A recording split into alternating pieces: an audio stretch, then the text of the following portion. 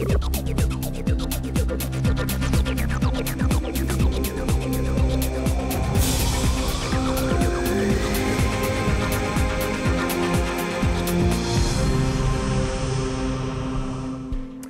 tal? Muy buenas noches, bienvenidos al Cascabel en 13.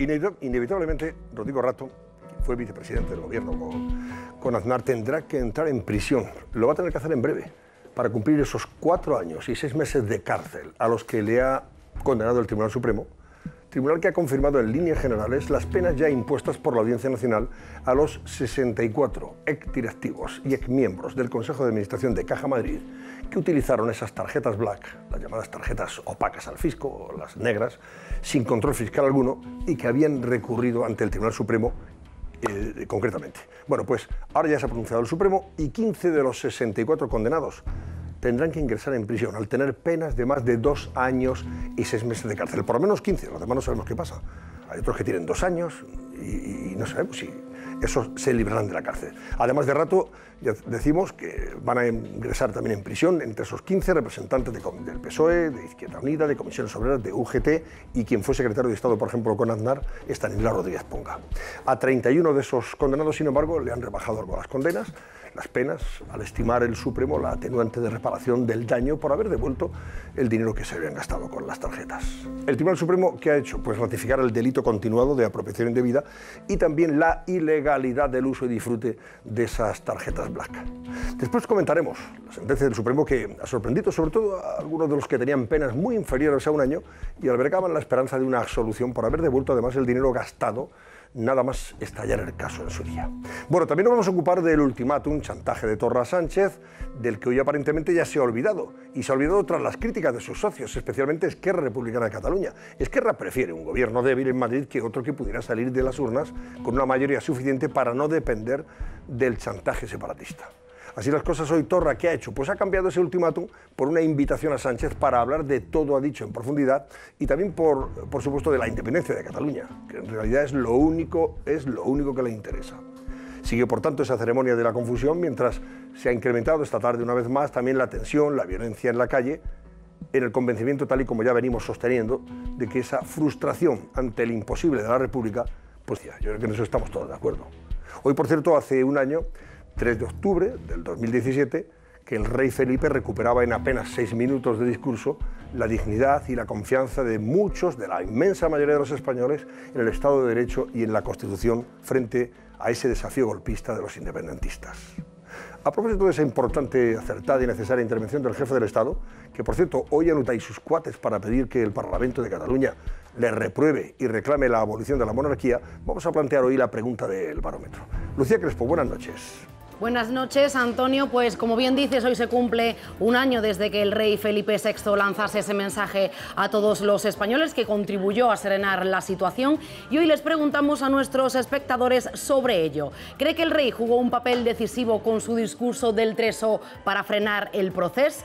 Desde ya están abiertos nuestros teléfonos. Si consideran que sí, que jugó un papel decisivo, marquen el 905-855-001. Si por lo contrario creen que no, marquen el mismo número pero acabado en 02, 905-855-002.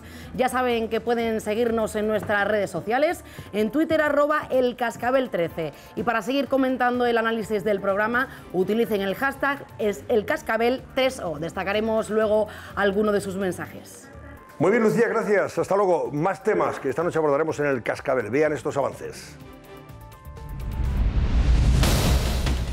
Preocupante informe del FMI.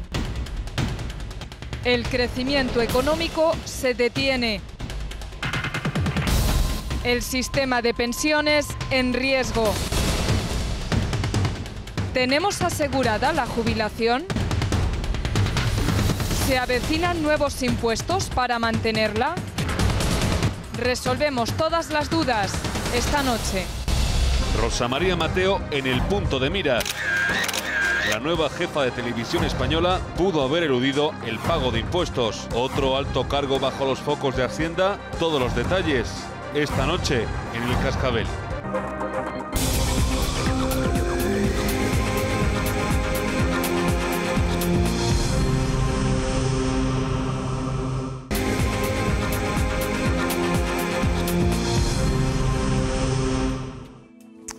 Les presento a quienes esta noche me acompañan. Sandra Fernández. Buenas noches, Sandra. Buenas noches. Muy buenas también a Ignacio Camacho. Muy buenas noches. A Esther Jaén. Muy buenas noches. Y a Luis Arroyo. Muy buenas noches. ¿Qué tal, Antonio? Buenas noches. Y enseguida os pido una primera opinión sobre esta sentencia del Tribunal Supremo que ha ratificado las condenas, en algunos casos la ha incrementado ligeramente, en otros las ha rebajado, pero que ha ratificado fundamentalmente las condenas a los condenados por la Audiencia Nacional en relación con el uso fraudulento e ilegal de las llamadas tarjetas Black de Caja Madrid. Pero antes vamos a poner a nuestros espectadores en situación y conocer realmente qué ha ratificado el Supremo en su sentencia en respuesta a los recursos que habían presentado los condenados por la Audiencia Nacional. 15 de ellos, inevitablemente, van a terminar en prisión.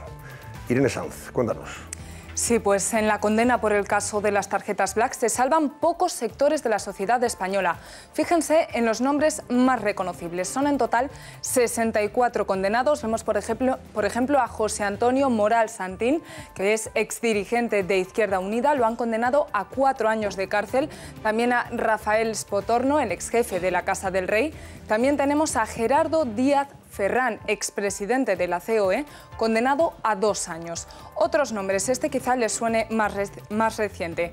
Ramón Espinar Gallego, el padre del senador de Podemos Ramón Espinar, que fue presidente de la Asamblea de Madrid. También vemos a Virgilio Zapatero, exministro condenado a 4 meses de cárcel. También tenemos a Arturo Fernández, expresidente de la Confederación Empresarial de Madrid, y al empresario Francisco Javier López Madrid. Otros nombres: Estanislao Rodríguez Ponga, antiguo secretario del Estado de Hacienda. También a Antonio Romero Lázaro, del PSOE, condenado a 3 años y 2 meses de prisión. Nombrado por comisiones obreras, tenemos a Rodolfo Benito Valenciano. A 3 años lo han condenado. Otros nombres, ya acabamos con esta lista. Rubén Cruz Oribe, exmiembro de la Comisión de Control propuesto por Izquierda Unida. Como ven, tenemos nombres de todos los colores políticos. José Ricardo Castro, exsecretario general de UGT Madrid, propuesto por el PSOE. Lo han condenado a 2 años de cárcel. Y último, pero por ello no menos importante, nos centramos en uno de los nombres más sonoros de la lista: Rodrigo Rato. Fue vicepresidente del Gobierno, también ministro de Economía y Hacienda, español, director gerente del Fondo Monetario Internacional y presidente primero de Caja Madrid, luego de Bankia. ¿A qué lo han condenado? Pues exactamente a 4 años y 6 meses de prisión. Lo acusan de apropiación indebida y continuada. También tendrá que pagar una multa de 6.000 euros y dicen que se ha desembolsado 99.000 euros, es lo que dice la sentencia. ¿Cuándo lo veremos entrando en prisión? Pues una vez el Tribunal Supremo remita la orden de ejecución de la sentencia, Rato tendrá entre 5 y 10 días para ingresar voluntariamente. Por cierto, Antonio, también tiene pendientes otros juicios, como el de la salida a bolsa de Bankia, y está investigado por posible fraude fiscal en el manejo de su patrimonio. Bueno, vamos a ver, en total van a ser 15, de los 64, 15 que inevitablemente... Luego le vamos a preguntar a un abogado experto, Joaquín Moekel, sobre el particular, y también que nos dé una opinión sobre la sentencia, que inevitablemente tendrán que ingresar en prisión. Desde Rodrigo Rato a José Antonio Moral Santín, 4 años y 6 meses el primero, 4 años el segundo, y luego ya todos los que tienen 3 años y 8 meses, como José María de la Riva, Rodolfo Benito, Gonzalo Martín Pascual, Francisco Barquero, Estanislao Rodríguez Ponga, Antonio Romero, Jorge Gómez Montero, o Moreno, perdón, y luego ya los de 2 años y 6 meses como Rubén Cruz, Antonio Rey, Javier de Miguel, etcétera, etcétera. Bueno, vamos a ver, una primera opinión, claro, si queréis darla a vosotros, que enseguida tendremos al abogado. Que no es que haya hay gente, es verdad, Caja Madrid primero, Bankia después, será un lugar en el que, bueno, en el Consejo se sentaba gente de los sindicatos, etcétera, etcétera, y por tanto, efectivamente, hay gente de todos los ambientes, de todos los partidos, ámbitos, de todos los partidos. Pero Rodrigo Rato, además de haber sido vicepresidente del Gobierno, ministro de Economía, era el presidente mientras pasaba lo que pasaba, ¿no? Primero fue Blesa, que murió, y al que ya le cayeron 6 años por lo mismo, básicamente, y luego fue Rato. La sentencia lo dice bien claro, que vamos, yo no he leído la sentencia, que son 400 y pico páginas, y he sabido es que se señala claramente que hay gente que es especialmente responsable. O sea, Rato llega allí con un sistema que hay que recordar que consistía básicamente en que tú tenías una tarjeta de la que podías disponer libremente con un límite que ahora no recuerdo y me imagino que dependería del cargo, pero que era completamente opaco a todo. Rato dijo, se justificó ante el tribunal diciendo que él pensaba, bueno, no es que lo pensara, él dijo estaba seguro de que era completamente legal y lo sigo defendiendo, que es legal. La sentencia dice que sin ningún lugar a dudas es claramente ilegal. Es lo que ha ratificado fundamentalmente. Bueno, la sentencia dice que ni siquiera se podía tomar como una gratificación, sino como un capricho que terminó con, perdón porque los números me bailan, pero creo que 14 millones de euros de patrimonio, digamos, de público. En total, efectivamente, habían gastado sobre... Bueno, 12,6 después de haber devuelto parte de esos 14 y pico millones. Correcto. Se quedó la cosa en 12 Correcto. millones. Y de los cuales... Es verdad que muchos... De los cuales una cuarta... Se le ha rebajado 31, por cierto.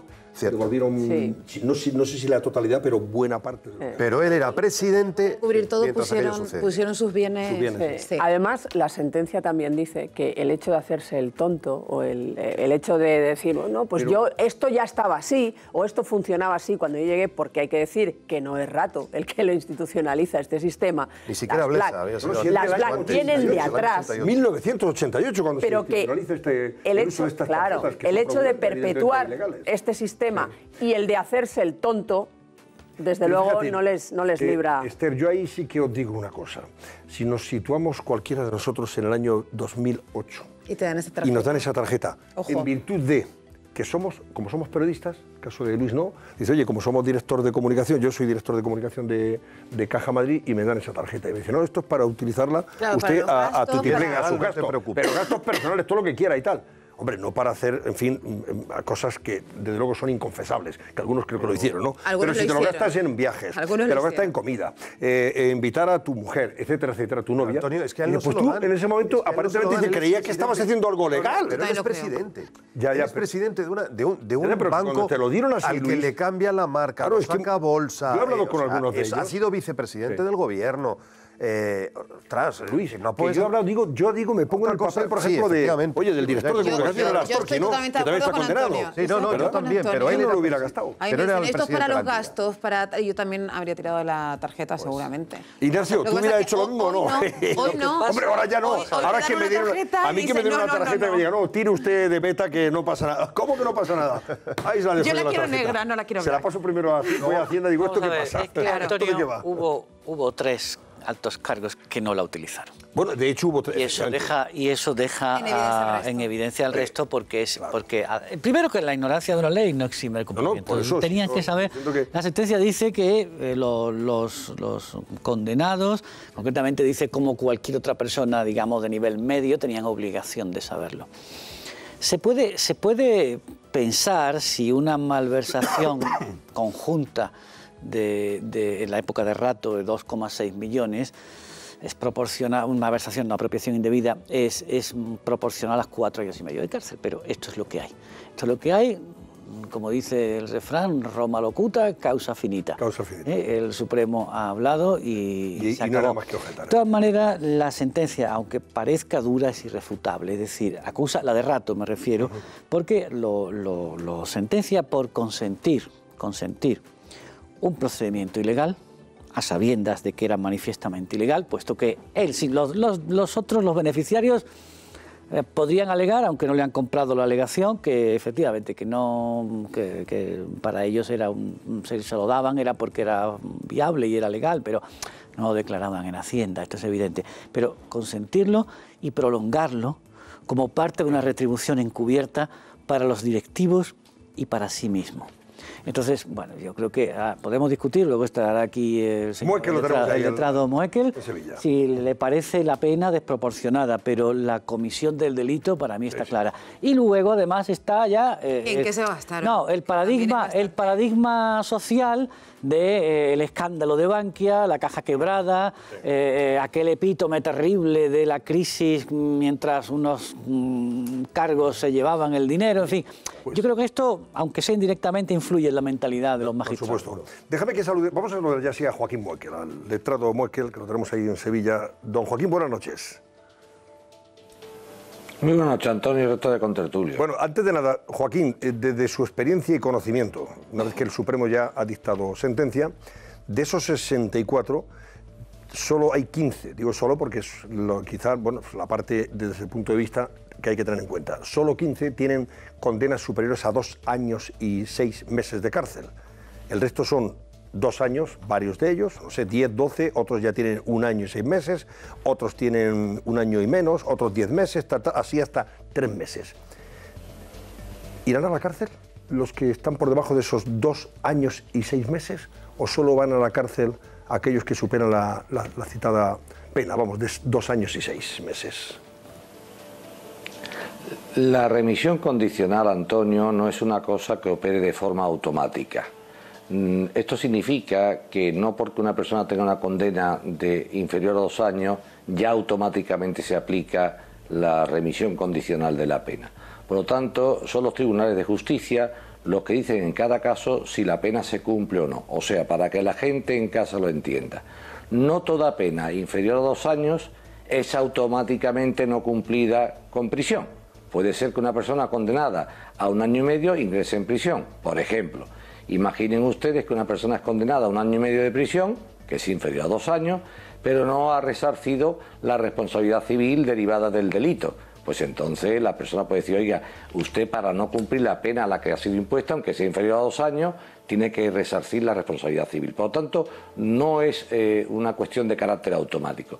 Pero sí es lo más normal que si la persona condenada por un delito carece de antecedentes penales anteriores, de la misma causa o similares, y la pena es inferior a 2 años, lo normal es que si se han resarcido las responsabilidades civiles derivadas del delito, el tribunal acuerde, en el sentido de ser un delincuente primario, la remisión condicional de la pena y por lo tanto el no ingreso en prisión de la persona condenada. Joaquín, entonces te pregunto, la mayoría, creo que casi todos los que están condenados a menos de 2 años, 2 años a partir de ahí, todos los que están condenados a una pena inferior de 2 años han, digamos, satisfecho el dinero gastado con sus tarjetas y lo han abonado convenientemente o antes de iniciarse el proceso, cuando está ya el escándalo, o durante el proceso o incluso después de la condena de la Audiencia Nacional. Todos estos, una vez satisfechos, se han satisfecho esas cantidades y han devuelto el dinero a Bankia o al FROS, en este caso, al FROS, que es el que entendía del agujero de las cajas quebradas, ¿no? Eso significa que probablemente no tengan que ingresar en prisión de ninguna manera, ¿no? Bueno, en primer lugar lo que pone de manifiesto, Antonio, es lo siguiente. Rápidamente decir que la sentencia que condenaba de la Audiencia Nacional tenía algunas imperfecciones, como la sentencia es muy larga, yo he tenido oportunidad de leerla, obviamente, para poder expresarme esta noche aquí, y la sentencia de la Audiencia Nacional confundía en el fallo y condenaba como autores a todo el mundo, cuando autores teóricamente eran 2 y los demás, los que recibían las tarjetas, eran cooperadores necesarios. Y por lo tanto no son autores, pero los condenaba como tal, ¿no? Eso es un fallo de la sentencia. Pero la sentencia también cometía otro fallo técnico que lo avanzabas tú ahora mismo y que vamos a decirlo sucintamente. Cuando una persona quiere que se le aplique, Antonio, lo que se llama la atenuante muy cualificada o atenuante simple de reparación del daño, para que la gente lo entienda, al delincuente que se arrepiente de lo que ha hecho y repara el daño antes de ser condenado, pues eso es una atenuación de su responsabilidad criminal. Dice la ley, oiga, mire usted se ha arrepentido, lo ha hecho mal, pero ha dicho, oiga, ¿yo qué he hecho? Llevarme este dinero, lo pago. Pero claro, para que ese atenuante juegue, Antonio, tiene que ser una reparación del daño real. Oiga, ¿quiénes son los perjudicados? ¿El FROP? ¿Bankia? Pues tome usted su dinero. ¿Y qué pasó? Que hubo algunos inteligentes, entrecomillados los inteligentes, que hicieron lo siguiente. Voy a hacer que se me aplique el atenuante, pero sin atenuante. Me explicaré. Yo, en vez de depositar el dinero en el FROP o en Bankia para reparar el daño, lo voy a depositar en el juzgado y, caso de que sea condenado, se le entrega al FROP. Pero si no soy condenado, que me lo devuelvan a mí. Por lo tanto, la jurisprudencia, Antonio, esto es una cuestión de carácter técnico, desliga, separa, distingue lo que es reparación del daño, que es entregar el dinero sin más por arrepentimiento, a decir, oye, lo consigno aquí en el juzgado y si soy condenado, que se lo den, pero si soy absuelto, que me lo devuelvan. Claro, ¿qué pasó? Que la Audiencia Nacional, cuando condenó a muchos de los acusados, a los que habían reparado el daño depositando el dinero al FROP o a Bankia, les aplicó una atenuante muy cualificada que hace que la pena baje sustancialmente. Y aquellos otros acusados, hoy condenados, que lo que hicieron fue consignar en el juzgado el dinero a expensa de lo que pasara, les aplicó una atenuante simple. ¿Qué hace el Tribunal Supremo? Digo para que se diga lo de la pena. Ha sido bastante magnánimo, y dice el Tribunal Supremo, señores, para que no haya distingos, vamos a interpretar que se haya depositado en el juzgado o se haya depositado en el FROP o a Bankia, vamos a aplicarle a todos los que han devuelto la cantidad íntegra o muy cercana a lo que se habían dispuesto, la atenuante muy cualificada, y eso ha hecho que la sentencia del Supremo, como habéis comentado antes vosotros, haya rebajado sustancialmente las penas para muchos de los condenados por la Audiencia Nacional. Pues aclarado queda, don Joaquín Moekel, ha sido un placer como siempre. Muchísimas gracias y buenas noches, amigo.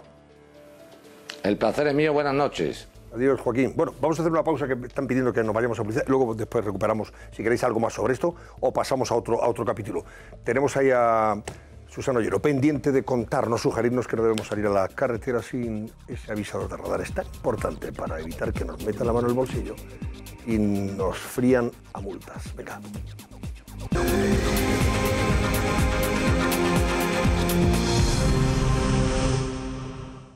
Rosa María Mateo en el punto de mira.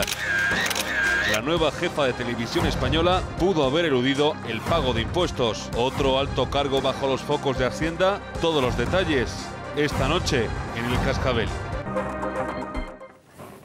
Bueno, vamos a ver porque tenemos... ¿Querías decir algo tú sobre las tarjetas y la sentencia definitiva del Supremo? Sí, yo quería hablar del Supremo, porque hoy he leído tantos aplausos a la sentencia de Rodrigo Rato, que a mí me parece fenomenal, o sea, quien la hace la paga, independientemente del partido, de las siglas que tenga detrás, ¿no?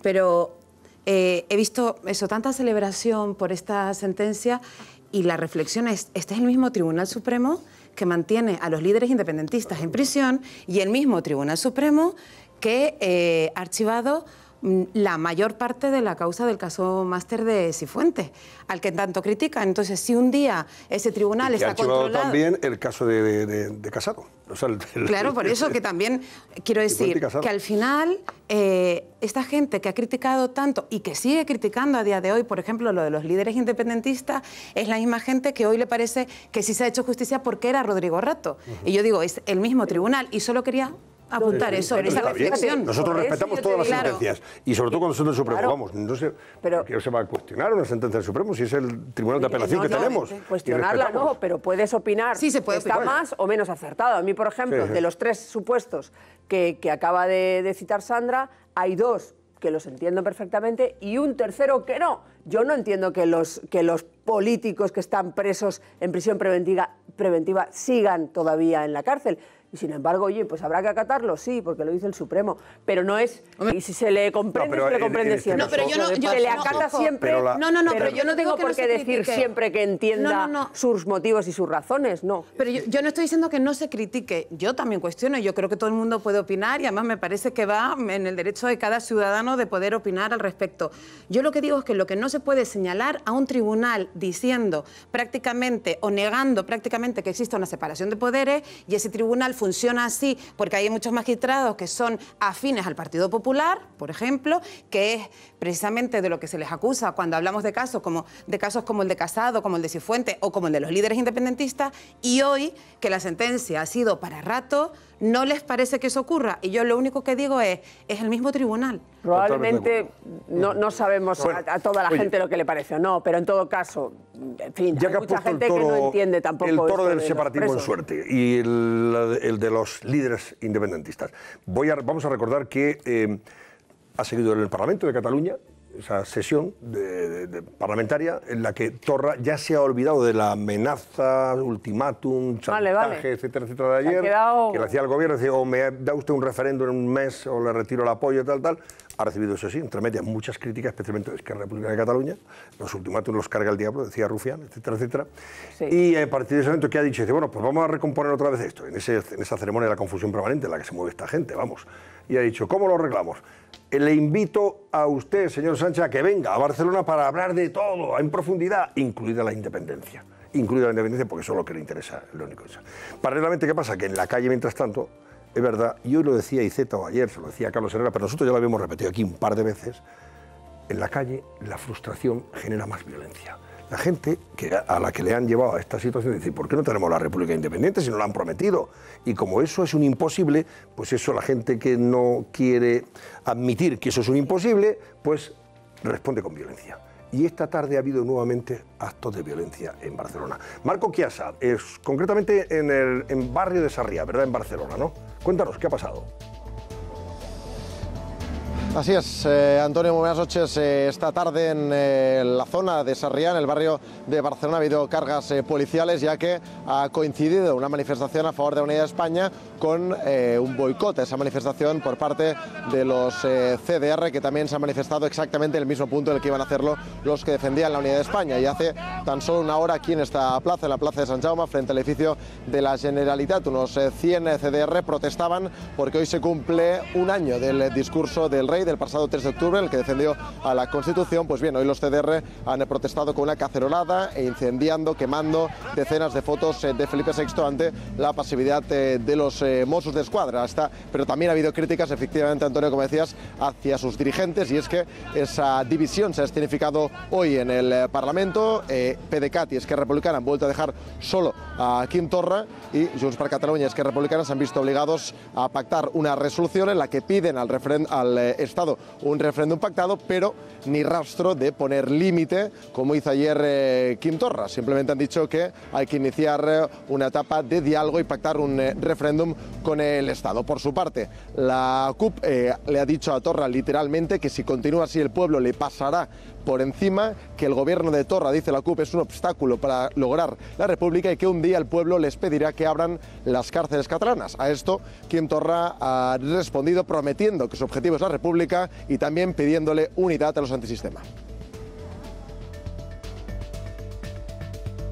M'agradaria que assumíssim més riscos. M'agradaria que assumíssim més riscos. Jo no he vingut aquí a administrar cap mena d'autonomia. I he vingut aquí a fer la República Catalana. És el meu compromís. El dia que vegi que jo no puc avançar en fer això, plegaré. Que aquest poble finalment guanyarà la independència, amb vostès o, si cal, contra vostès. Bueno, pues eso es lo que ha dado de sí en esta sesión parlamentaria, ¿no? Nada nuevo bajo el sol, salvo... Efectivamente, no, es la constatación. Constatar que estos siguen en su... No, pero también la constatación de que en realidad nunca hubo tal cosa como el independentismo y solo un independentismo, que estamos hablando de 3 partidos políticos, si consideramos ahí, si metemos en el mismo saco a la CUP o a las CUP, y que tienen intereses electorales al final también distintos, ideologías distintas, y que todo este desvaríe de hay un pueblo que es el único, que es el pueblo catalán, oprimido incluso por un rey, el Borbón, frente a un Estado también único, etcétera, es una gran mentira que lamentablemente ahora está ya aterrizando en el día a día de la vida de los catalanes, porque tanto es así que al final unos ponen lazos, los otros quitan lazos, unos sacan la bandera española, los otros sacan la estelada, y esta es la situación kafkiana y lamentable que tenemos. Una fractura mayor todavía de la sociedad catalana. De todas maneras, lo que detecto hoy es que Quim Torra se ha quedado más solo que la una. Es decir, no, es que ha recompuesto la figura, perdona, de mal torero, porque no solo Esquerra le ha dicho cuidadito con los últimos, que pacta con Esquerra, lo deja solo, porque dicen que hay que establecer un diálogo sin plazos y sin presiones y sin condiciones. Es decir, lo están dejando solo Esquerra y los suyos. Es decir, toda la amalgama esta Esquerra más PDeCAT lo han dejado a los leones, a este señor, porque Sí, pero... pues dice estas cosas, se va allí y dice, venga, apretad a los CDR, y luego apretan y van contra él. Entonces, alguno que tiene más cabeza que él, pues ha dicho, tiene gracia lo que ha dicho Rufián también. Recordaréis lo que ha dicho Rufián también, que es gracioso y demuestra, digamos, dónde está la herida, ¿no? Él ha dicho, bueno, ¿y qué pasa si al nuestro le caen 20 años, ¿no? Claro, ya hay un poquito de, oye, mientras vosotros estáis manteniendo la mítica del exilio, claro, Junqueras. Nosotros tocando la lira, nuestro líder metido en prisión. El nuestro está en prisión. Vamos a ver. Ignacio, ¿tú discrepas sobre ese sentido o es más o menos lo que está pasando ahora mismo? Matizo, yo creo que lo que dicen Luis y Esther es cierto. Lo que pasa es que si algo nos ha enseñado hasta ahora el procés y sus antecedentes, es que al final el independentismo siempre termina confluyendo y tratando de avanzar. Por una razón, porque nadie es capaz de decirle la verdad, como sugería Luis, a toda esa gente a la que han sacado a la calle, han encandilado con el independentismo mágico y a la hora de la verdad pues los han dejado como... Pues eso, frustrado, lo que decíamos. Frustrado, pero no son capaces de decirle la verdad. Ya hemos visto, lo vimos cuando cayó Artur Mas, lo vimos cuando se atascó el calendario, que finalmente se desbloqueó. Al final, como nadie quiere decirle la verdad a su gente, porque temen además, lógicamente, que los abandonen en las urnas, siempre acaban encontrando un punto de confluencia. Y luego es verdad que incluso el partido de Torra, el partido como tal, el partido orgánico, trata de sumarse con Esquerra a esa especie de posibilismo pragmático de, bueno, vamos a hacer la independencia, pero a más largo plazo, vamos a replantear la estrategia y tal. Pero Torra, aparte de ser un iluminado, que lo hemos visto ahora mismo, decir, yo estoy aquí para hacer independencia y no para gestionar la autonomía y tal. Aparte de ser un iluminado, está preso de una doble pinza. Por un lado, el prófugo de Waterloo, Puigdemont, y por otro, estos fanáticos iluminados y enardecidos que le acusan a Torra y a Puigdemont todavía no, pero llegará el momento, le acusan de haberlos dejado vendidos, de haberse plegado al autonomismo y haberse olvidado del horizonte de la República. Entonces, claro, Torra tiene que salir ahí. Lo del ultimátum de ayer era claramente postureo para apaciguarlos. Pero al mismo tiempo esto tiene otra vertiente, que siempre estamos analizando solo la posición del independentismo. Pues esto del ultimátum tiene otra vertiente, que es la del gobierno de España. Que tiene que asumir también la contradicción de estar cabalgando sobre un tigre, sobre un león, que de vez en cuando tira dentelladas. Eso estaba implícito en la moción de censura.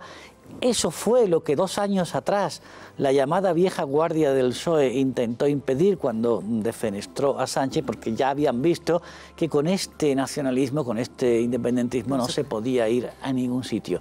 ¿Que puede estallarle a Sánchez las manos? Yo creo que va a acabar ocurriendo, que Torra acabará sacando los pies del plato y tirándose al monte, porque es un visionario, porque es un fanático. También es posible que Sánchez consiga aguantar hasta que le convenga, por lo menos hasta las municipales, que son muy importantes también para Esquerra, porque quieren cuotas de poder. Por lo menos hasta las municipales parece que no se va a mover nada, hasta mayo. A partir de mayo ya veremos a ver si hay algún cambio en el horizonte. Pero en mayo ya tiene Sánchez los presupuestos aprobados. Es que al final hay que darle un botón. Depende de eso. No necesariamente Sánchez puede aprobar los presupuestos y no seguir gobernando. O sea que puede prorrogar los presupuestos de Rajoy y pues ya veremos qué es lo que puede pasar. Otra cosa es que le digan, oiga, mire usted, no queremos dejarle caer, pero es que al final la orden de apretar o no el botón del sí a los presupuestos la va a dar Waterloo. Sí, el señor Puigdemont. La va a dar Waterloo. Puigdemont. Oye, vamos a ver, se cumple, decíamos antes, primer aniversario de ese discurso, hoy 3 de octubre, hace un año el rey, un par de horas antes de la que tenemos ahora mismo, 23:11, pues en torno a las 9 de la noche, me parece que salió el rey, ¿no? El rey salió con un... 9 de la noche. 9 de la noche. De 9 a 9, 6:53. 6 minutos, ¿verdad? 6 minutos y 6 minutos de intervención, un discurso que la verdad que nos reconfortó a la inmensa mayoría de los españoles, por su contundencia, por su claridad, por la defensa de la legalidad constitucional de España, por esa aparente dignidad que los españoles sentíamos haber perdido a la vista de lo que habíamos visto en las calles de Barcelona durante las horas previas, en los días previos, el papel que estaba asumiendo la Policía Nacional, la Guardia Civil, los ataques que estaban sufriendo a su vez, etcétera, las muchas mentiras que también el gobierno de la Generalitat había difundido, como esos 1000 heridos, que bueno, en fin, aquellas cosas, y nos satisfizo y reconfortó muchísimo la intervención del rey. Vamos a recordar un momento eso, porque eso es en lo que se ha escudado hoy el señor Torra, precisamente, para, digamos, desviar la atención y cargar las tintas contra el jefe del Estado, insistiendo en que el rey no ha pedido perdón todavía, que debe pedir perdón, bueno, esto es una cosa de risa, ¿no? Y que hay que reprobarlo en el Parlamento y abolir la monarquía. Eso dice el visionario de turno. Escuchen un momento del discurso del rey y lo que hoy ha pedido Torra.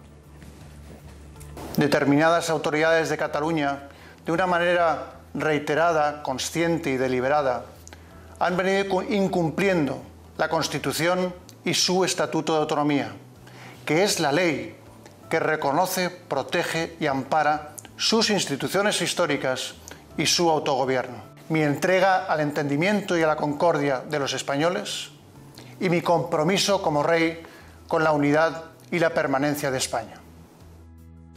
No dàvem crèdit al que escoltàvem per les nostres televisions, perquè aquella nit arribava un discurs, el discurs del rei d'Espanya, que recordo que encara no s'ha disculpat per un discurs que emparava la violència contra la qual justament el poble de Catalunya s'estava manifestant, s'havia manifestat aquell dematí. Claro, estas cosas se dicen cuando uno está instalado en la impostura permanente. Hay que recordar, en realidad hay una imprecisión, hay un matiz y muy importante a lo que ha dicho Torra ahí. Ese día es el día en el que nos despertamos todos con las portadas, digo todos, el mundo entero, no solamente en España, con las portadas de los porrazos, etc. Y esto genera en España una sensación de esto, ¿qué está pasando? Ni siquiera diré, o sea, todo el mundo decía, pero ¿esto qué es? Digamos, esto es demasiado, ¿no?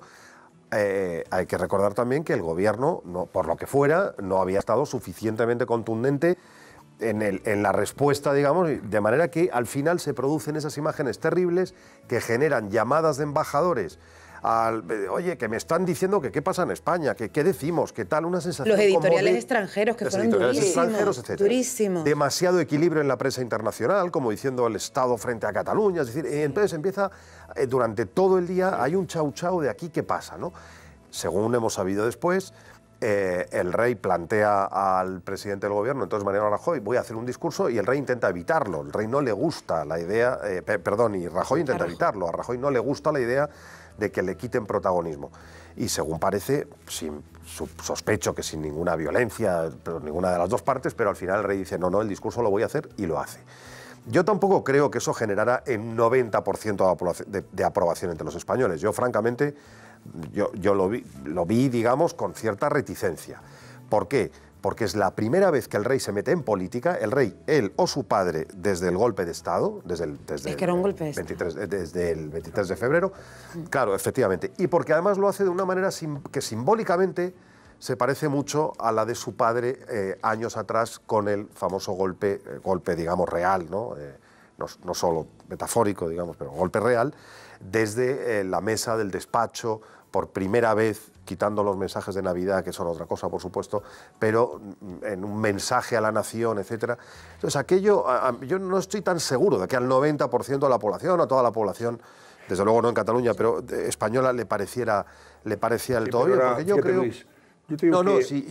pero lo que digo es que no me parece tan contundente y tan claramente el aplauso unánime que, si prescindimos de la versión separatista de toda esta historia, y por supuesto de Podemos, y de los partidos o formaciones más radicales en esa zona, la inmensa mayoría, vamos, aplaudió la intervención del rey. Es que fue... Y no solamente es que la aplaudió, sino que es que era necesaria, estaba más que justificada. Claro que la necesitábamos, hombre. La necesitamos, yo no sé si... huérfanos. Yo no sé si la necesitábamos, y la necesitaban muchos catalanes que se sentían desamparados dentro de Cataluña. Por su gobierno. Ese más de 50% de catalanes y españoles. Están ahí esperando que alguien...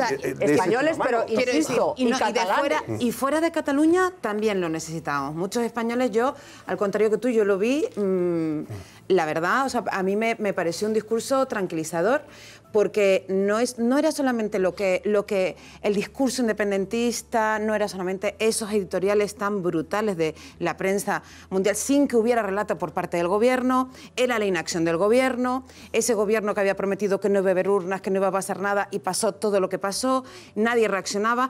Y si Felipe VI no hace ese discurso, Rajoy no habría aplicado el 155. Yo quiero aclarar, Antonio, fue justo lo que provocó que eso se hiciera. A mí me produjo una cierta inquietud, porque ver al rey metido en política, insisto, por primera vez Es que era otro golpe de Estado, es que la situación... Pero ver al rey, claro, lo que quiero decir es que en muchos se nos generó, al menos en mí, se generó la sensación de qué horror este gobierno, que es incapaz y que de algún modo tiene que recurrir al rey, incluso estando el gobierno en contra de que el rey interviniera. Eso fue exactamente la situación. Y fíjate, Ignacio, que fíjate si fue importante la intervención y cómo fue perfectamente asumida y aplaudida por la inmensa mayoría de los españoles, que todas las encuestas que salen posteriormente, la valoración de la monarquía, la figura del rey, creció exponencialmente, pero vamos, de una forma asumió, junto con riesgo, pero asumió el liderazgo que en ese momento estaba en el suelo. Yo creo que le sorprendió a Luis, que también me sorprendió a mí, porque yo esperaba una intervención más o menos...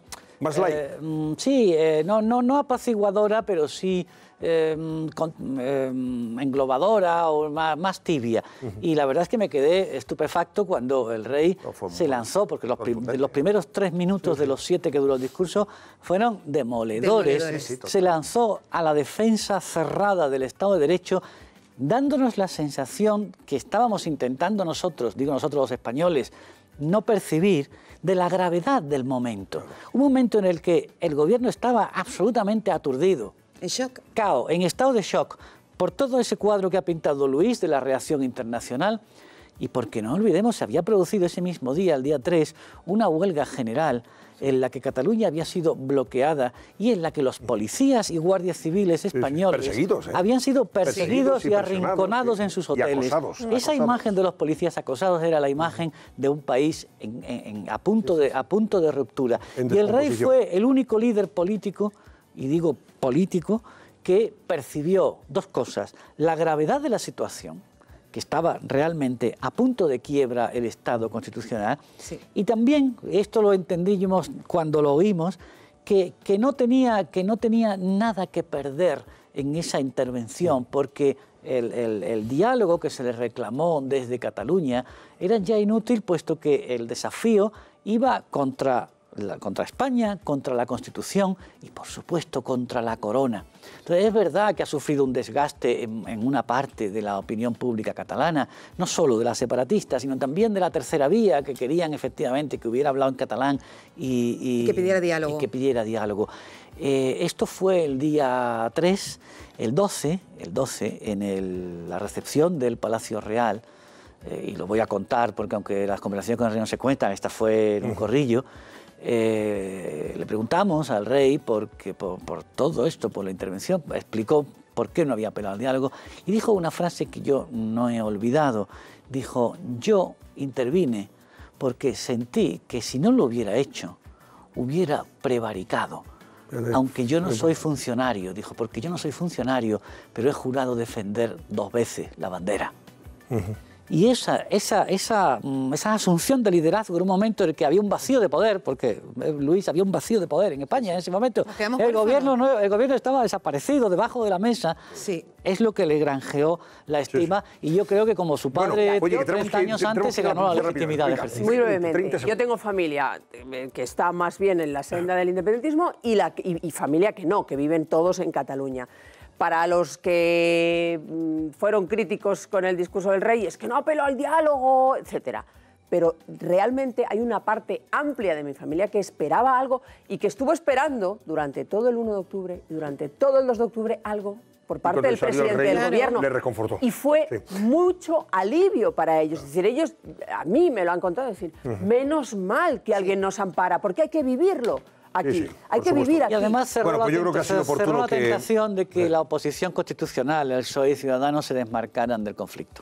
Ha sido muy oportuno que hoy se haya recordado, hoy se ha recordado en todos los medios precisamente, ese 3 de octubre, lógicamente, aniversario de esa intervención tan importante, histórica ya, y que yo creo que es bueno que la tengamos muy presente, muy viva en la memoria, y que por eso, bueno, pues la pongamos en valor, dadas las circunstancias que atravesamos hace un año. Estamos de vuelta enseguida, no se vayan. Hablaremos, por cierto, de esto que se ha publicado, OKT lo ha publicado, sobre la Administradora Única de Radio y Televisión Española, que creó también una sociedad patrimonial con la que, según este periódico, también eludió el pago de impuestos.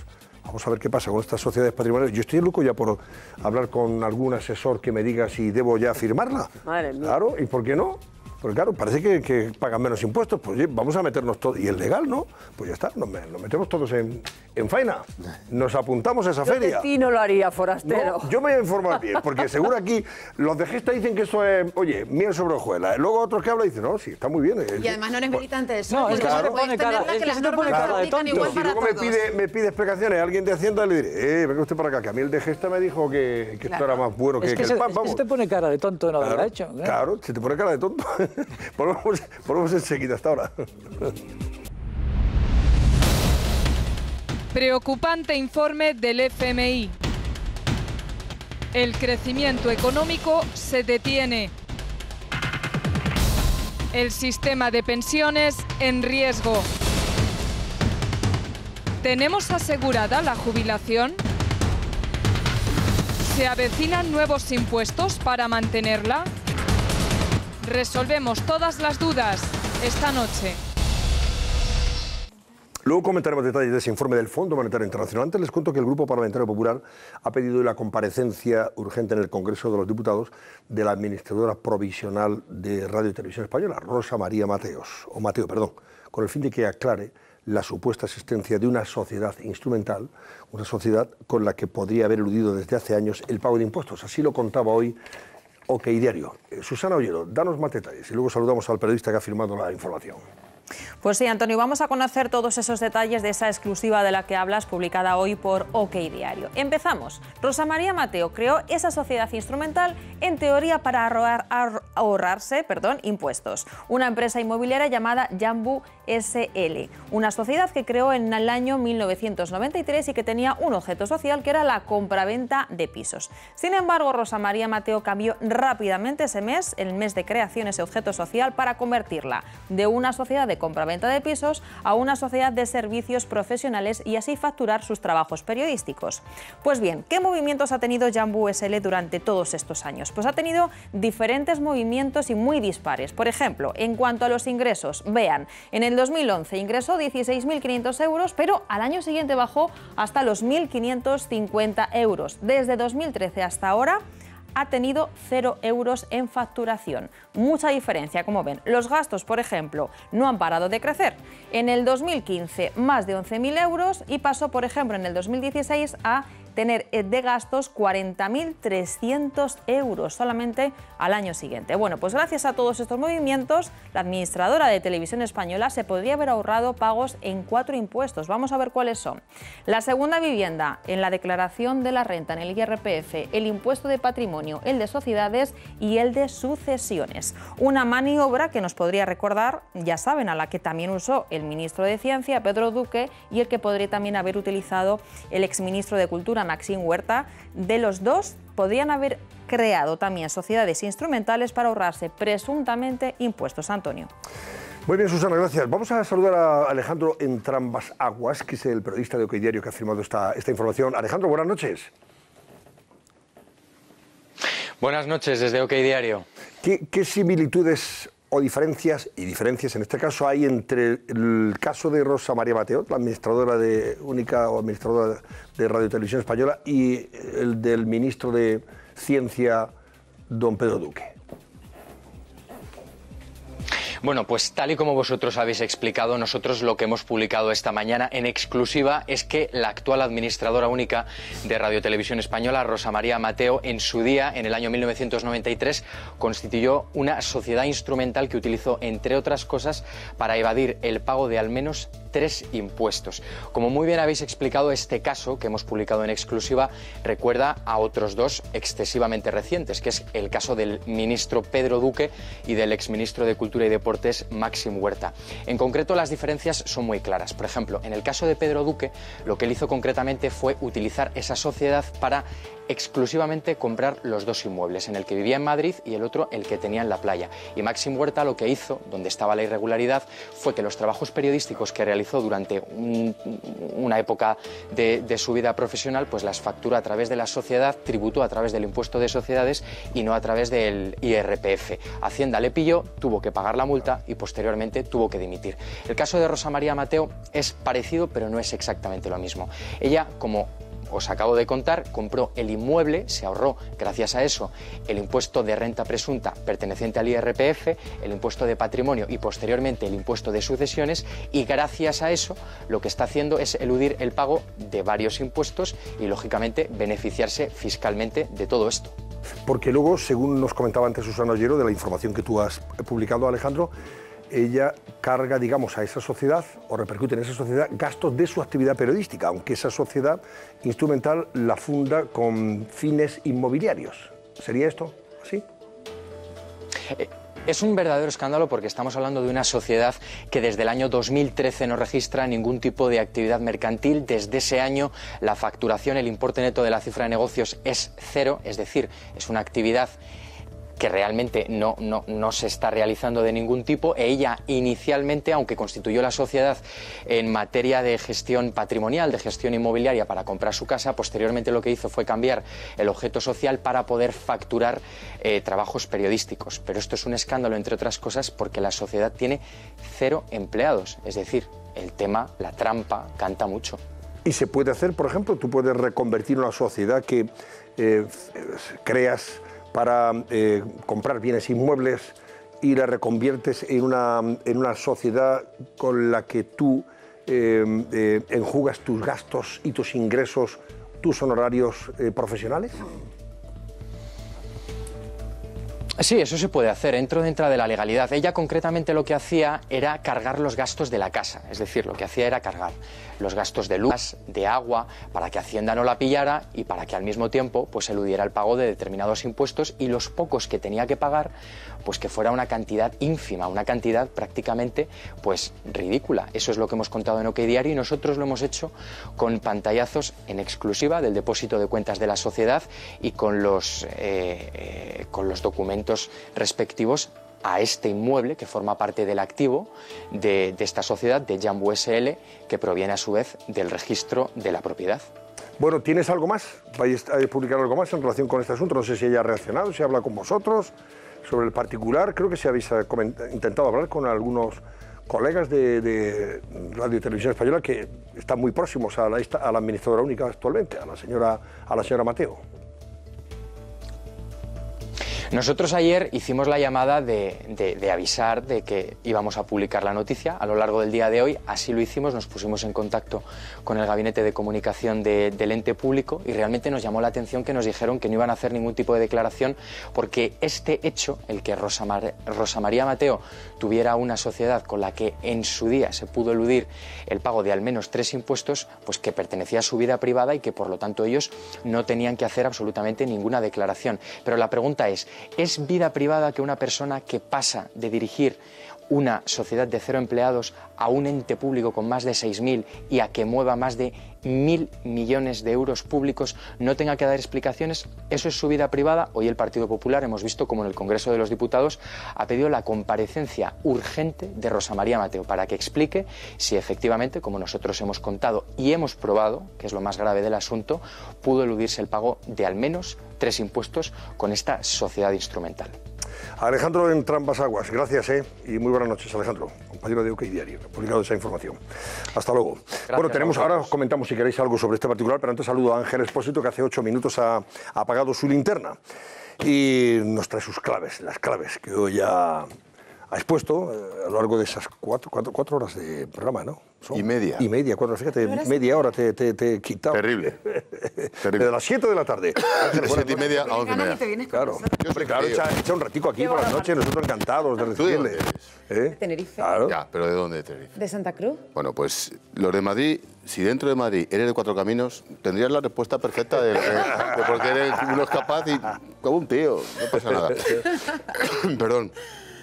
Claves tengo muchas, pero hoy ha sido un día, desde el punto de vista informativo, para mí muy complicado, porque tenía un montón de cosas que decir de un montón de asuntos y previsiones y datos que han pasado completamente desapercibidos, así que he hecho un pequeñísimo resumen en 5 puntos, si me permites.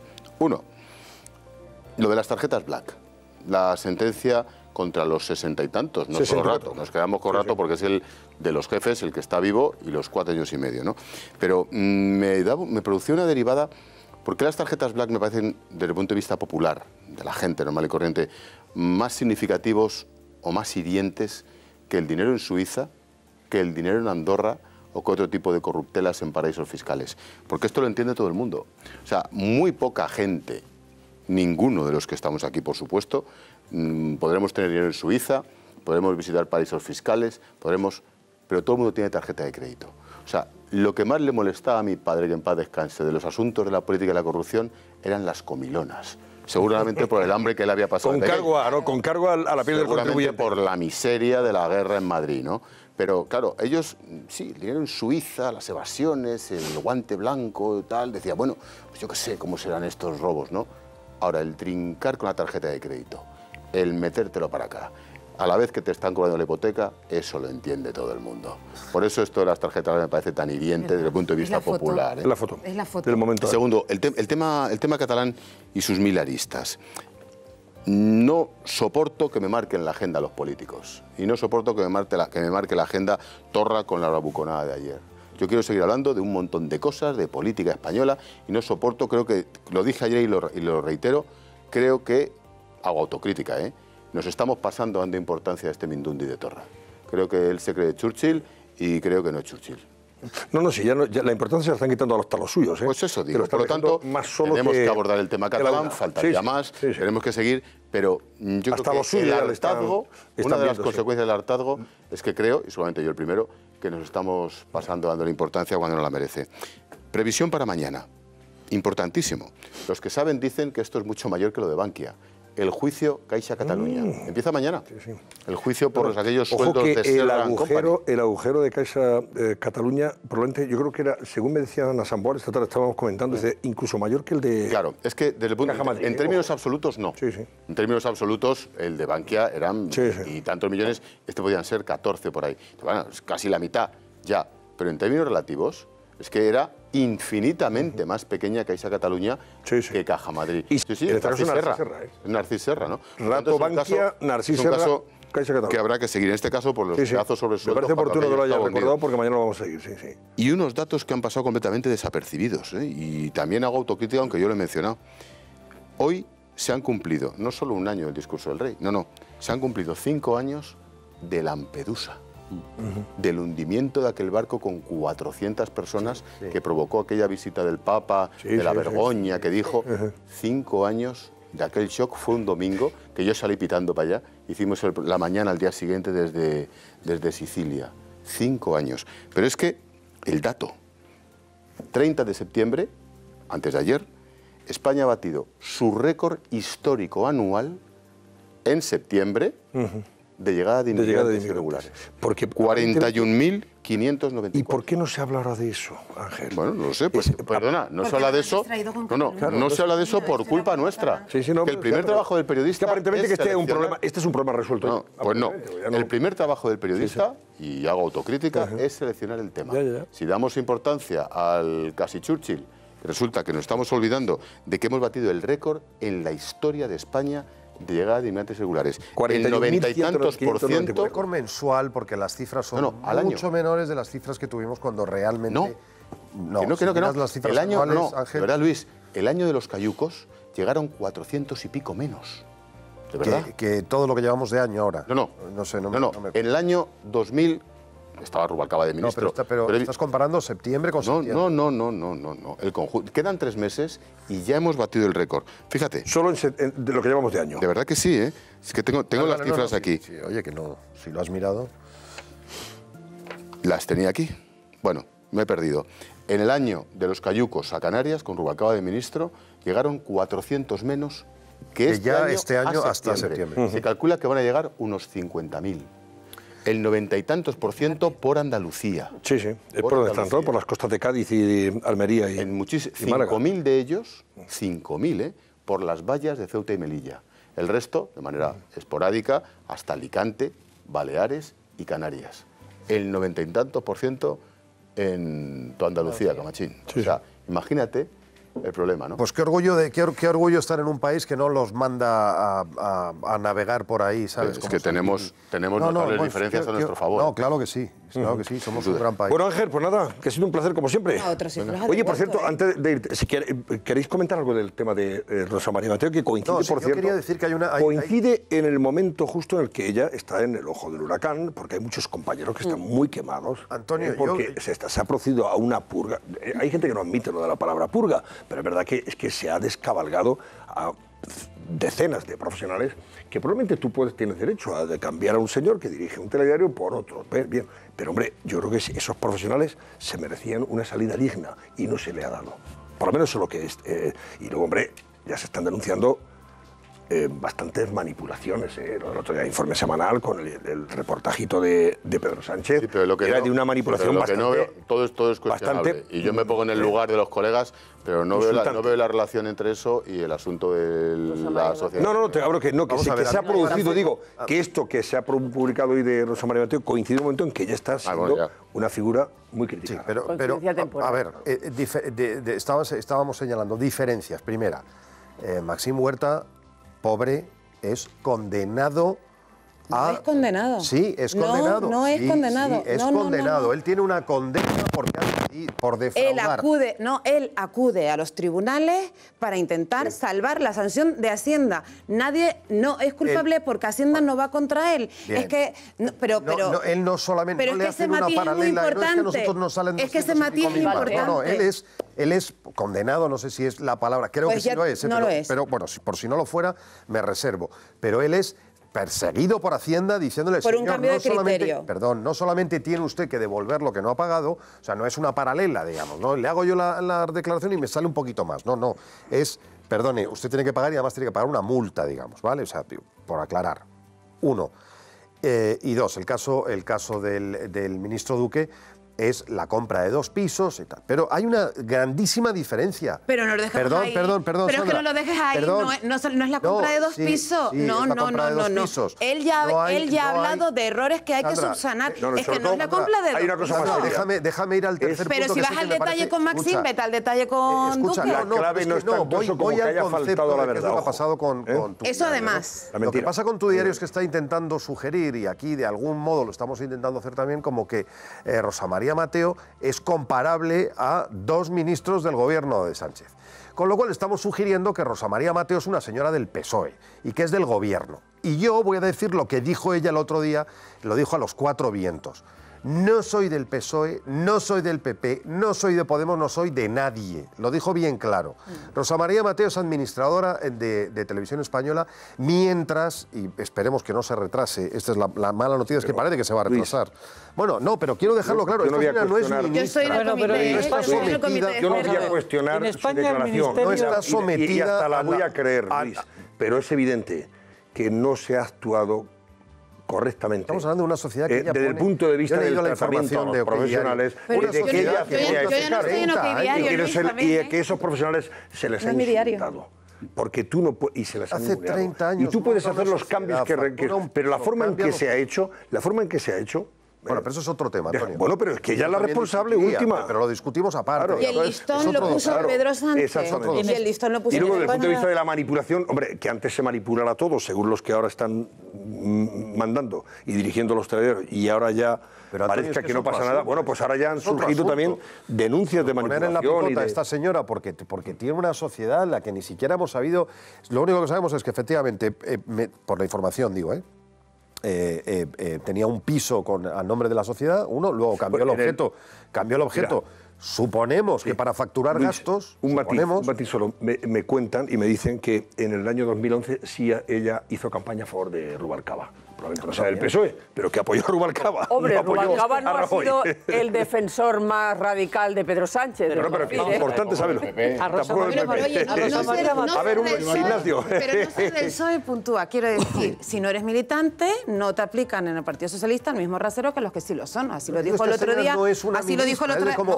Bueno, no es una ministra, pero casi. Vamos a ver. En España el responsable de la televisión pública, él o la responsable de la televisión pública, en la práctica ha sido casi un miembro más del Consejo de Ministros. En este gobierno y en todos los demás. Rosa María Mateo la ha puesto este gobierno. La ha puesto este gobierno. Con el apoyo del Parlamento lo ha puesto este gobierno. Y sin consejo ni nada. O sea, como antes el anterior ponía el suyo, le falta a los directores generales de televisión, y no quiero decir ya a los directores de los entes públicos de televisiones autonómicas, les falta solo sentarse en el Consejo de Gobierno. Es verdad que técnicamente no son ministros, pero son miembros en la práctica. La diferencia, en la época de Zapatero lo nombraba el Parlamento, ¿sabes? Sí, la única vez. Diferencia, la única vez. Diciendo, admite un pequeño margen. La única vez fue el segundo, no el primer director general de Radio Televisión de Zapatero, porque el primero también fue nombrado por el primero de transición, Caffarel. Bueno, claro, hasta que se entonces aprueba la ley. Entonces los dos primeros. Hasta que se aprueba la ley. Vale, bien. A mí lo de la sociedad esta instrumental, que en principio es legal, la cuestión es si ha eludido o no ha eludido impuestos. Claro. Eso es así.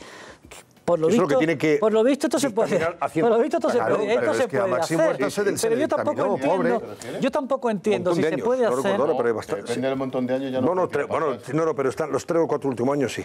Pero yo tampoco entiendo si estas sociedades son legales, ¿para qué se hacen si no para eludir impuestos? Y no tienen actividad, como el caso de la del ministro Duque o la de Rosa María Mateo. Si no tienen actividad, ¿para qué las tenían? Si al ministro Duque se le escaparon dos cosas en su famosa comparecencia. Una, esto me lo dijeron que lo hiciera porque convenía. ¿Convenía qué? Convenía para pagar menos impuestos. Claro. Y dos, lo que acaba de decir Sandra, algo así como subsanar los errores. Mire usted es ministro, los errores se traen subsanados de casa y si no, se va usted. Así de sencillo. En el caso de Rosa María Mateo, pues todavía no lo sabemos. Todavía no lo sabemos.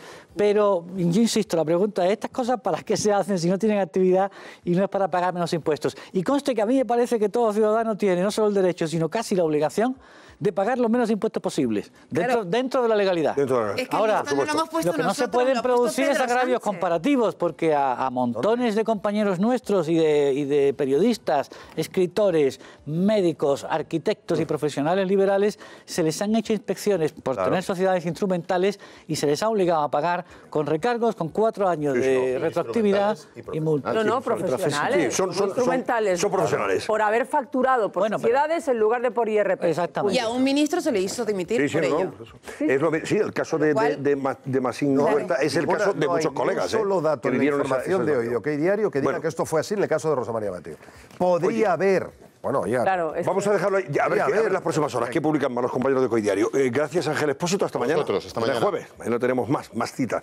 Estamos de vuelta enseguida. Pero antes vean qué tiempo nos espera en las próximas horas. Ahí tenemos a Sara Valle, para contárnoslo. Adelante, Sara.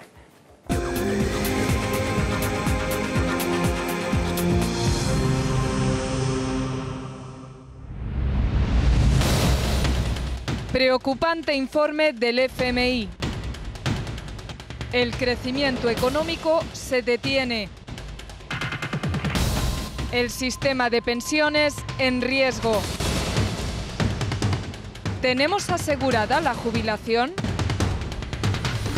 ¿Se avecinan nuevos impuestos para mantenerla?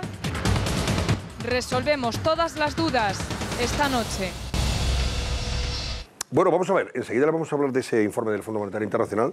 En la portada del Mundo de mañana dice una de las noticias en titulares que inversores extranjeros ya avisan a Pedro Sánchez de que la incertidumbre asusta. Si no hay certidumbre es evidente que el dinero se va. Fondos y tecnológicas creen que los bandazos del gobierno pueden ahuyentar capitales del país, o sea, irse dinero de España. Y también se hace eco de ese datos del Fondo Monetario Internacional que exige al gobierno medidas creíbles para que no se den estas circunstancias. Concretamente, Irene Sanz, ¿qué apunta el Fondo Monetario Internacional en ese informe en el que ya habla de la desaceleración de la economía española? Sí, pues encontramos varios avisos y advertencias en ese diagnóstico anual del FMI sobre nuestro país.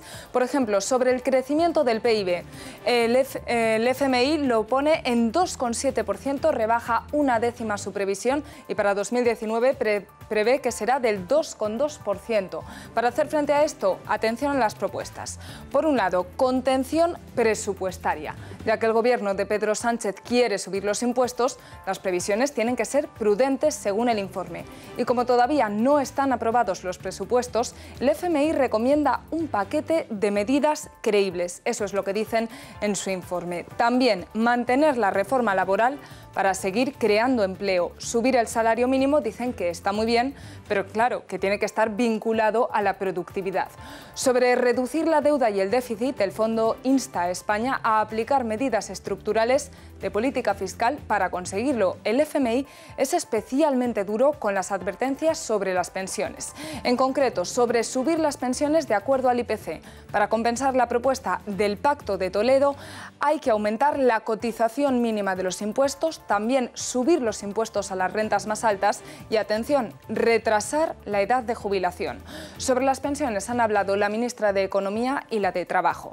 La primera ayer, la segunda hoy, y atentos porque tenemos una nueva contradicción del Gobierno. Sobre el asunto concreto de las pensiones, yo siempre he dicho, y es la posición del Gobierno, que se trata de un asunto en el que no podemos fijarnos solo en un parámetro, como por ejemplo la actualización de las pensiones al IPC. Es necesario analizar la sostenibilidad teniendo en cuenta la evolución de toda una serie de variables demográficas, empleo, nivel salarial. Mostrando mi enorme satisfacción y la de todo el Gobierno por el acuerdo alcanzado la pasada semana en el marco de la Comisión del Pacto de Toledo que funciona en el Congreso de los Diputados sobre la revalorización de las pensiones conforme al IPC real. Claro, es verdad que la ministra de Economía lo que dice, en línea con lo que el Fondo Monetario Internacional advierte, es que no se puede vincular solo las pensiones al IPC, porque eso puede hacer peligrar el sistema, y que tenía que haber otros baremos, más cosas, no solamente decir, oiga, como sube el IPC, subimos las pensiones. Pues habrá que tener en cuenta otros factores que no hagan peligrar el sistema. Yo creo que el acuerdo del Pacto de Toledo tiene una pequeña trampa semántica. Es que dice subida en relación al IPC. Claro. Pero no dice en relación directa con el IPC. Sí. Es decir, el IPC será más o menos el término de referencia. Incluso hay economistas que están hablando de la creación de un IPC específico para los pensionistas, porque es evidente que la cesta de la compra de los pensionistas contiene productos, o sea, la cesta de la compra sobre la que se basa el IPC contiene bastantes productos que los pensionistas no consumen, o la mayoría no consumen, de modo que en algunos países existe. Por otro lado, en Europa, de 25 países, solo 6, me parece, 6 de 27, son las que referencian directamente la pensión al IPC. Pasa que el Fondo Monetario Internacional además propone destopar las cotizaciones, propone subir también cotizaciones, subir impuestos a los salarios. Claro, la metodología del FMI se basa fundamentalmente en atender a que se cuadre el déficit. Por eso, por ejemplo, nunca suele desaconsejar que se suban los impuestos, por ejemplo, porque le viene muy bien para cuadrar. Lo único que te dice, si sube los impuestos, que sea realista luego la cuenta que usted hace para que en función de lo que sube es lo que van a recaudar. Claro. No recaudan lo que ustedes dicen. Pero a ellos no les importa que te frene impuestos. Más o menos igual. Y también hay que decir una cosa, que el FMI, cuyos pronósticos no siempre han sido acertados, esto que dice de la desaceleración, que es un punto para este año y luego... y eso coincide con otros indicadores. Coincide con casi todos los indicadores y las causas que explica pues son bastante elementales. La deuda pública altísima, el desempleo estructural y la baja competitividad. Perdón, y un matiz, el informe que ha hecho Christine Lagarde además ha advertido de las posibilidades de una ralentización del crecimiento mundial por las tensiones comerciales, etcétera. Y estamos viendo... Es que viene de fuera. Claro, pero en todo caso, el FMI... Y aún así, lo acabas de señalar, Ignacio, de un 2,8 a un 2,7. O sea, tampoco es que de pronto... Y el año que viene 2,2, que más o menos coincide con lo que la previsión que se había hecho. Pero hay que decir una cosa, al FMI no le hace caso casi ningún gobierno. No le hace caso a casi ningún gobierno porque no hay gobierno de ningún país capaz de dictar medidas de ajuste si no hay un cuadro de recesión galopante que lo haga inevitable. E incluso cuando se aplican esas medidas de ajuste severo, como pasó en España. Os recuerdo que el Fondo Monetario, una vez se reformó el sistema de pensiones y se volvió a retocar por segunda vez, el Fondo Monetario siguió exigiendo reformas en forma de recorte.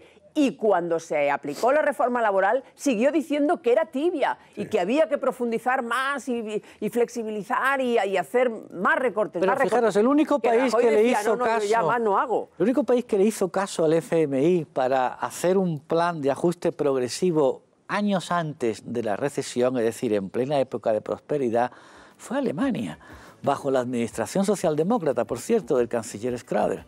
Sí. Y le salió muy bien. ¿Cómo que le salió porque también se acolchó para la crisis y fue la que mejor atravesó la crisis. Sí, señor. Pero bueno, así son. Bueno, a veces hay que hacerle caso. En algunos casos sí hay que hacer caso, porque si no luego lo pagas. Vamos con las portadas. Venga, El Mundo. Es una foto que vemos en más periódicos. Inés Arrimadas con la bandera de España en el Parlamento de Cataluña hoy. Y dice el pie de foto, ni usted ni sus comandos, que es lo que le ha dicho Arrimadas a Torra, ni usted ni sus comandos, en referencia a estos grupos violentos de los CDR, van a hacer desaparecer esta bandera. Y la bandera que tiene, como ven ustedes, es la bandera de España. También destaca El Mundo que Torra facilitó a los violentos llegar hasta las puertas del Parlamento. Parece que está acreditado que, más allá de sus mensajes de apoyo a estos CDR durante el día del 1 de octubre, diciendo que tenían que seguir apretando, que era bueno que siguieran apretando, es verdad que los Mossos de Escuadra, ayer hablamos con David Miquel, que es el portavoz de uno de los sindicatos de los Mossos, pues critican al gobierno de la Generalitat y a sus superiores políticos porque hubo mucha imprevisión, hubo también mucha improvisación y que, hombre, encima tenían a un presidente de la administración como el señor Torra echando gasolina al fuego en lugar de agua, ¿no?, para apagar los focos de tensión. O sea que, por eso, El Mundo sostiene que, según todos estos datos, el presidente y el consejero de Interior desoyeron las advertencias del Parlamento y de miembros del propio gobierno para impedir el acceso de los radicales. O sea, que dejaron que estos llegaran hasta las mismas puertas del Parlamento. No pasará nada, replicó el conseller de Interior Buch. Eso es lo que destaca también El Mundo sobre este asunto. También dice que el Tribunal Supremo ignora al gobierno y mantiene en la cárcel a los presos del proceso separatista. O sea, que no les va a poner en libertad, a pesar de que están pidiéndolo. Sobre las tarjetas... Con un varapalo importante al gobierno. Sí. Un varapalo específico, porque dice el auto de la Sala Penal, dice que la decisión de encarcelarlos no fue determinada por las circunstancias políticas y que, por tanto, ahora la de mantenerlos en prisión tampoco se atiene al cambio de las circunstancias políticas. Claro. Eso es un parapalo al gobierno bastante notable. Vamos, pero además, en general... Demuestra que, la independencia del Poder Judicial, pues en esto es totalmente notable y al 100%. Y pone en valor lo que tú decías al principio. Es el mismo Supremo que ha condenado a los de las Black. El Tribunal Supremo esa es la reflexión. Ignora al gobierno y mantiene en la cárcel a los presos separatistas. Fantástica imagen, ¿no? la de Inés Arrimadas. Sí, es una imagen que se repite en todos los periódicos, como enseguida podremos ver. Sobre las tarjetas Black, dice El Mundo que han llevado a Rodrigo Rato a la cárcel, en virtud de esa sentencia condenatoria del Supremo, confirmando la pena. El Supremo ratifica la pena de 4 años y medio de prisión para el expolio en Caja Madrid, en el caso de Rato, ¿no? Y también habla de los últimos jefes de la policía que respaldan a Villarejo ante la Audiencia Nacional. Bueno, vamos con otros titulares. ABC en portada, también vemos a Inés Arrimadas en el Parlamento de Cataluña. El independentismo prefiere a Sánchez, así lo destaca ABC. Dice que los socios de Torra se desmarcan de su ultimátum al gobierno, agravando la factura entre los separatistas. Y el presidente de la Generalitat pide una reunión a la Moncloa para hablar de autodeterminación. O sea que es evidente que ahora mismo están bastante divididos los separatistas a tenor de ese ultimátum que lanza Torra y que no ha gustado a Esquerra, por ejemplo. Y las palabras de Arrimadas en el Parlamento de Cataluña: nadie hará desaparecer esta bandera de Cataluña. Ven ustedes ahí el momento en que enarbora la bandera. La verdad que eso ha sido un gesto, puede ser más oportuno o menos oportuno. No, está bien. Electoral, lo que quiera, pero a mí me parece parece portada, que digo que, que algunos podrán decir que es coyuntural, oportunista, electoralista, lo que quiera, pero oportunista y electoralista, claro, que es que no pasa nada por hacer las cosas. Ha hecho lo que tiene que hacer y hoy, mira si es rentable esta foto. Desde el punto de vista periodístico, ha salido después a decir, mírela, si está aquí la foto de las portadas de los periódicos. No se la ha llevado nadie. Pero es que Inés Arrimadas hace 48 horas la cara que tenía Economía al salir escoltada, como tuvo que salir del Ayer lo Parlamento, contó aquí, con esa sorda... pasaron miedo, hombre. Y hoy está ahí con la bandera de España, pues para muchos puede que sea electoralista. A mí me parece de una valentía y un coraje admirables, ¿no? Ayer nos comentaba precisamente el hecho de que tuvo que salir escoltada, efectivamente, por la noche, porque estos 300, 400 Terrible radicales y violentos pues estaban en la puerta, estaban ya intentando entrar, que los mozos cerraron las verjas para que no se fueran. Terrible momento, sí. Turmas salió en helicóptero, ¿eh? Os recuerdo. Hombre. Cuando empezó a jugar con fuego, acabó saliendo en helicóptero. Ahí, y vamos a ver ahí cómo empezó el proceso. Y por el tejado. En un cohete. Ahí empezó el Vamos a ver si proceso. Torra tiene que salir en un cohete. Por eso. Sí, sí. Bueno, ABC en su segunda portada habla del Supremo que deja a Rato a un paso de la cárcel por el caso de las tarjetas Black. El tribunal ratifica la condena a 64 exdirectivos de Caja Madrid y de Bankia. La Audiencia Nacional debe decidir en los próximos días si ordena su ingreso inmediato en prisión. Esta es una potestad que tiene la Audiencia Nacional, una vez que ya ha sentenciado el Supremo, y nos imaginamos que la semana que viene tomará esa decisión, ¿no? Creo que la dilate mucho.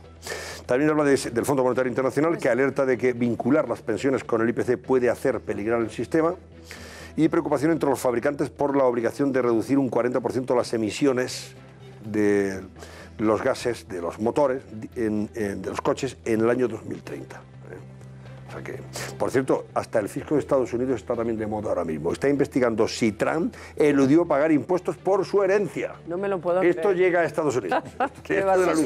La ilusión de Perdón, impuestos... es que no, hay un reportaje muy recomendable porque no está traducido, está en inglés, pero un reportaje espectacular en el New York Times, espectacular, sobre las grandísimas mentiras de Trump en torno a... Yo recibí, no sé si recordáis, a mí mi padre solo me dio 1 millón de euros que además le tuve que devolver, y es alucinante. Desde que tenía 3 años cobraba ya $200.000 a precios de hoy, digamos, ¿no? Desde que tenía 3 años. Ostras. Y el New York Times ha Porque él y mirado sus hermanos cientos de heredaron miles de casi páginas. 500 millones de dólares. No te puedes hacer ideas. Pero te estoy diciendo cuando eran niños y luego todo eso se invirtió. La donación o sea, recibida de su todo padre lo que fue han de sido.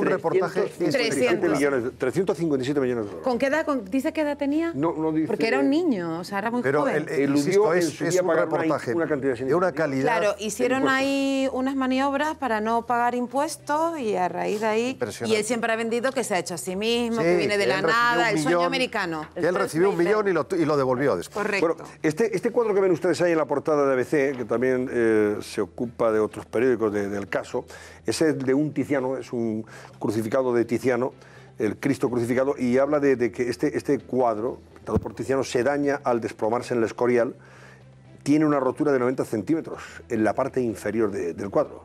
Estamos hablando de una imagen esta imagen dañada en la muestra del Thyssen hace ya 1 año. Fue expuesto en el Museo Thyssen. Digo que también esta noticia se repite también en la página de portada del País. Habla de ese Tiziano, de ese cuadro que cae al suelo en el monasterio del Escorial y se desgarra. La foto, sin embargo, es también para Inés Arrimadas, en este caso es la bandera de España, pero hablando con Torra. Torra se queda solo, dice el titular, y recula en su ultimátum a Sánchez. El presidente de la Generalitat, sin apoyo de Esquerra y con el PDeCAT dividido, pide ahora una cita al jefe del gobierno sin imponer ningún plazo, que es lo que ha dicho hoy. Cita, eso sí, para hablar absolutamente de todo en profundidad, incluida la independencia, por supuesto, que es lo único que parece que le importa. Sobre el tema de las Black, el País dice que el Supremo aboca a Rodrigo Rato a ir a prisión por esas tarjetas y ratifica la condena al expresidente de Bankia y a otros 63 exdirectivos. Y luego pues habla también de Macron en su peor momento tras la renuncia del ministro del Interior y que la autoridad nuclear admite radiación en 7 zonas de España.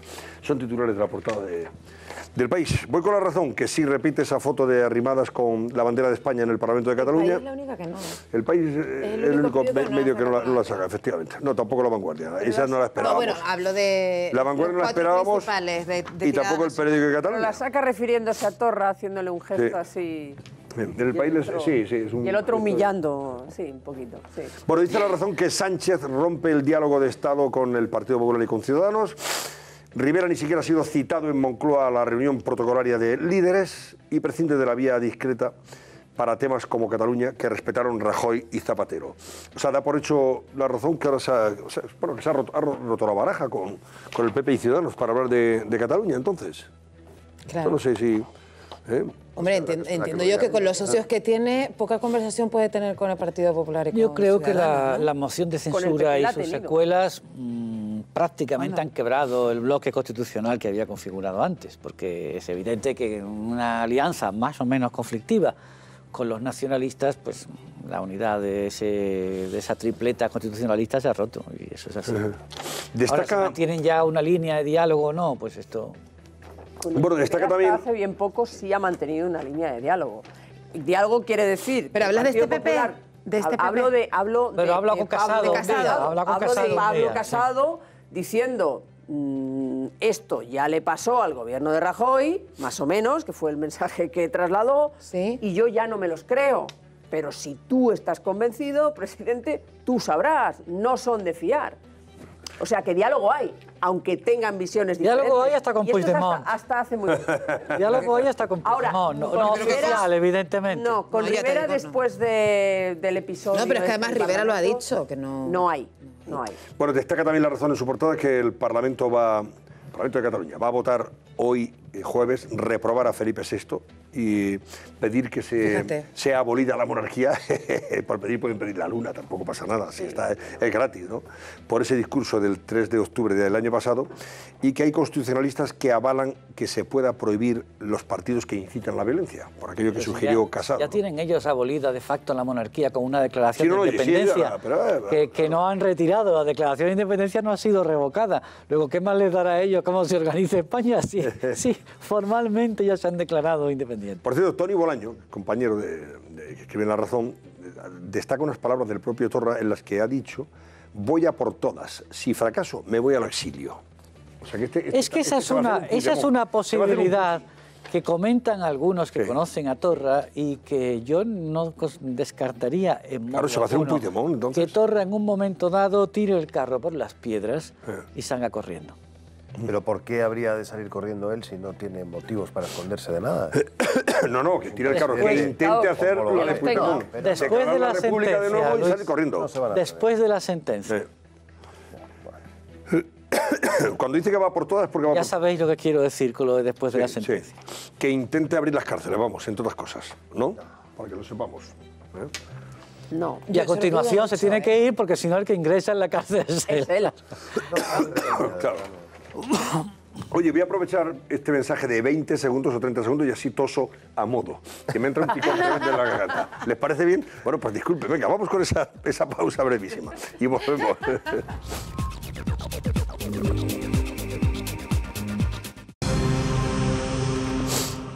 Bueno, una vez tosidos recuperamos el pulso de las portadas de hoy jueves.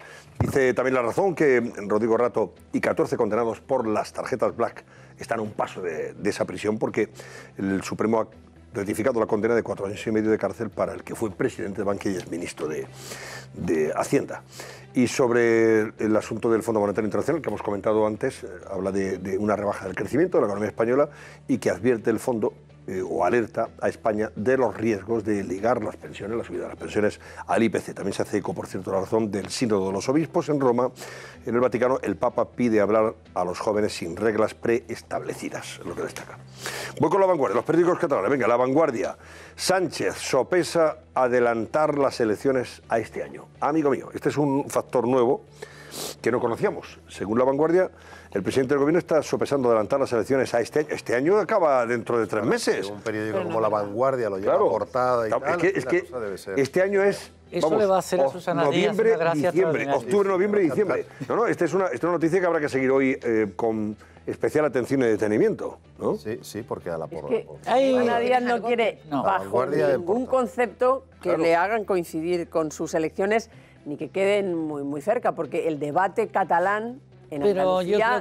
Pero ¿no te sorprende que Susana todavía no haya convocado elecciones? Porque tiene miedo a que se le solape, claro. Luego ella misma no descarta que puedan adelantarse, que puedan celebrarse este año. Objetivamente, la coincidencia puede acabar beneficiando a Susana Díaz porque la marca PSOE en unas elecciones muy polarizadas va a tirar de los suyos hacia la marca. Y con el debate catalán abierto... Si el debate catalán se abre mucho, tiene ese inconveniente. Claro. De todas maneras, en el Partido Socialista hay bastantes, bueno, algunos dirigentes y tal, que sí, que sospechan que los movimientos de Sánchez y entre otros el de escribir a su jefe de gabinete, Iván Redondo, al comité electoral, entienden que es una... Ese movimiento es el que probablemente esté justificando este titular de La Vanguardia, que nos parece muy interesante desde el punto de vista periodístico. Sí, es de los que hay que seguir hoy, porque además coincide con lo que estaba ya diciendo antes de que os leyera el subtitular, y es que el órdago de Torra, dice La Vanguardia, es lo que ha dado alas a Sánchez para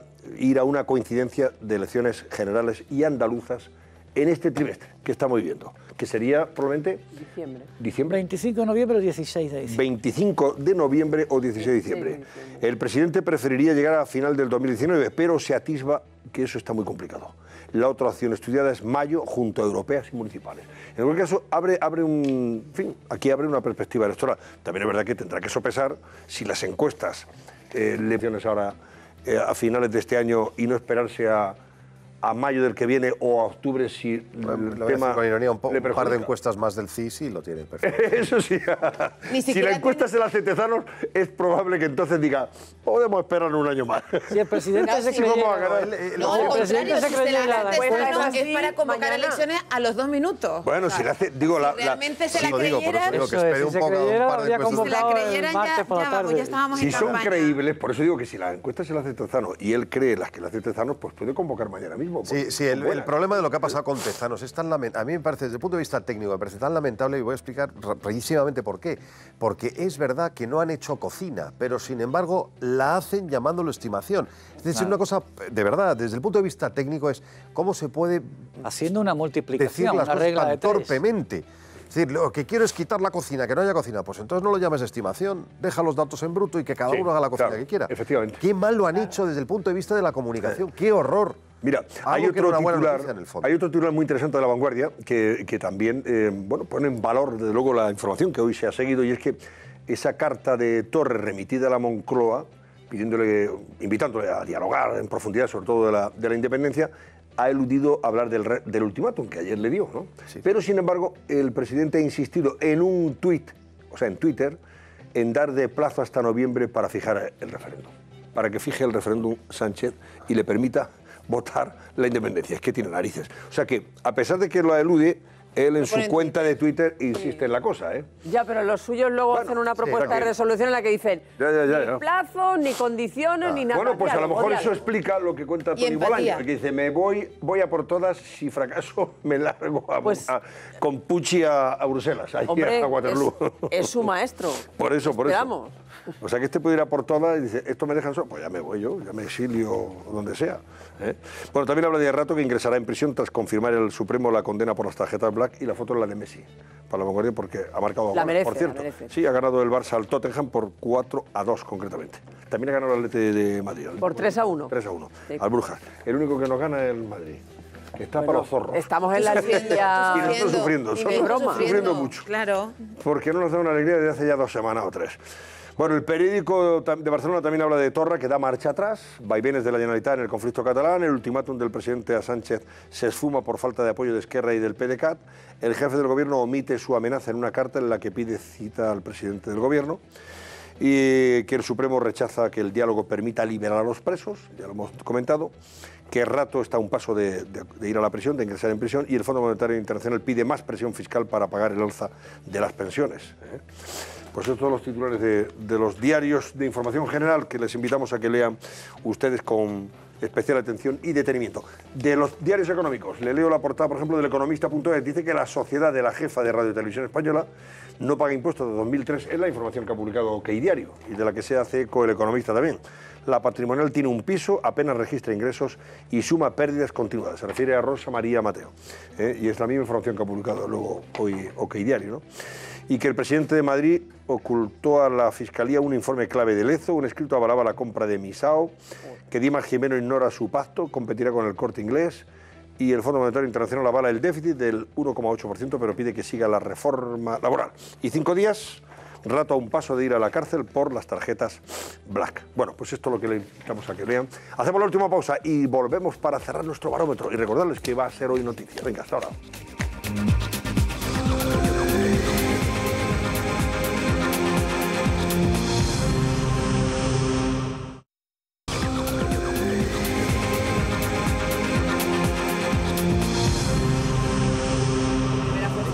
Bueno, vamos a ver qué nos dice Susana Ollero sobre la agenda del día. Noticias que vamos a seguir en las próximas horas. Cuéntanos. Pues sí, Antonio, la agenda para hoy jueves llega cargada de noticias. En primer lugar, última jornada del debate de política general en el Parlamento de Cataluña. Hoy se votarán las propuestas que han presentado los diferentes grupos políticos y entre ellas destacamos una, la de Junts per Catalunya y Esquerra, en la que piden al Gobierno dialogar, pero sin mencionar ningún ultimátum ni plazo temporal. En segundo lugar, arranca el juicio contra Narcís Serra, el ex vicepresidente de Catalunya Caixa. También se juzgará a otros 40 miembros del Consejo de Administración y serán juzgados por los sobresueldos que aprobó la antigua cúpula de la entidad. Y por último, la Conferencia Episcopal organiza junto a la Fundación Pablo VI una mesa redonda sobre el papel de la Iglesia en una sociedad democrática. Así se llama esa mesa redonda, en la que van a participar el presidente del PP, Pablo Casado, y también el presidente de la Junta de Extremadura, Guillermo Fernández Vara. Antonio. Bueno, pues son noticias que seguiremos sin duda aquí también en 13 y en el Cascabel. ¿Cómo ha concluido el barómetro? Lucía Crespo, cuéntanos. Os cuento, recordamos previamente la pregunta muy rápidamente. ¿Cree que el rey jugó un papel decisivo con su discurso del Tresor para frenar el proceso? Pues bien, la amplia mayoría considera que sí, así lo cree el 84,6% de nuestros espectadores, frente al 15,4% que considera que no. Pues con ese resultado decimos adiós esta noche. Adiós Ignacio Camacho y Santa Fernández. Muy buenas noches. Jaén y muy buenas noches. Gracias a todos y a ustedes. Pero no se pierdan, hombre, el tercer capítulo del Comisario. Hemos repuesto la serie para que ustedes la disfruten. El Comisario, que ya triunfó hace 9 años en televisión y ahora vuelve en 13. Disfrútenla.